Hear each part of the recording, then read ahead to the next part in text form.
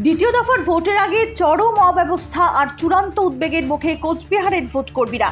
হাতে সময় মাত্র কয়েক ঘন্টা, অথচ এই অল্প সময়ের মধ্যেই কোচবিহার থেকে কয়েকশো কিলোমিটার দূরে দক্ষিণবঙ্গের বিভিন্ন বুথে পৌঁছানোর নির্দেশ দেওয়া হয়েছে তাদের।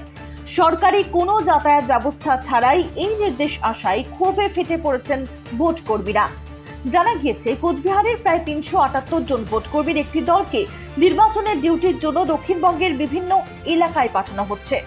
সোমবার সকাল 10টা নাগাদ তাদের কাছে একটি নোটিশ পৌঁছয়। সেখানে স্পষ্ট জানানো হয়েছে যে মঙ্গলবার সকাল 7টার মধ্যে তাদের নির্দিষ্ট গন্তব্যে পৌঁছে রিপোর্ট করতে হবে। সেখানে স্পষ্ট জানানো হয়েছে যে মঙ্গলবার সকাল 7টার মধ্যে তাদের নির্দিষ্ট গন্তব্যে পৌঁছে রিপোর্ট করতে হবে। বলতে আমাদের আজকে সকালবেলা এই 10টার দিকে আমরা ইনটিমেশন পাই যে আমাদের ইলেকশন ডিউটি পড়েছে। আমরা তো একটা ইলেকশন করে আসছি অলরেডি, তো এসে শুনলাম যে আমার উত্তর 24 পরগনায় ডিউটি পড়েছে আর কি।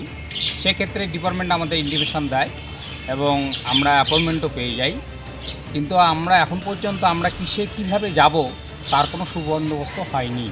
ভোটকর্মীদের অধিকাংশেরই দাবি, সোমবার সকাল 10টায় নোটিশ পাওয়ার পর মঙ্গলবার সকাল 7টার মধ্যে কলকাতা বা দক্ষিণবঙ্গের জেলাগুলোয় পৌঁছানো প্রায় অসম্ভব। তাদের দাবি, হাতে মাত্র 20 থেকে 22 ঘন্টা সময় নিয়ে কয়েকশো কিলোমিটার পথ পাড়ি দেওয়া প্রায় দুঃসাধ্য। এত বড় একটি দলকে পাঠানোর নির্দেশ দেওয়া হলেও প্রশাসনের পক্ষ থেকে কোনো বিশেষ ট্রেন বা বাসের ব্যবস্থা করা হয়নি। এই দলে থাকা অধিকাংশ কর্মী কেন্দ্রীয় সরকারের বিভিন্ন দপ্তরের কর্মচারী।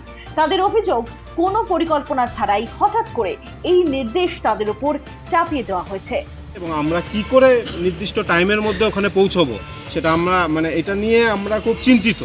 এবং এর পরবর্তীতে যদি কোনো শোকজ বা ডিসিপ্লিনারি অ্যাকশন হয়, সেটার দায়িত্ব কে নেবে সেটাও আমরা ওনাদের কাছে সেই প্রশ্নটাও রেখেছি।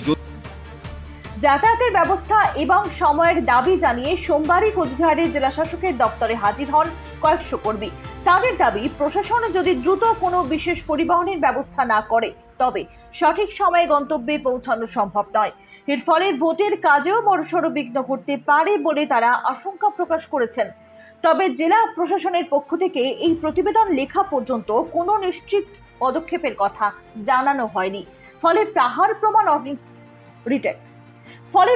প্রমাণ অনিশ্চয়তা নিয়ে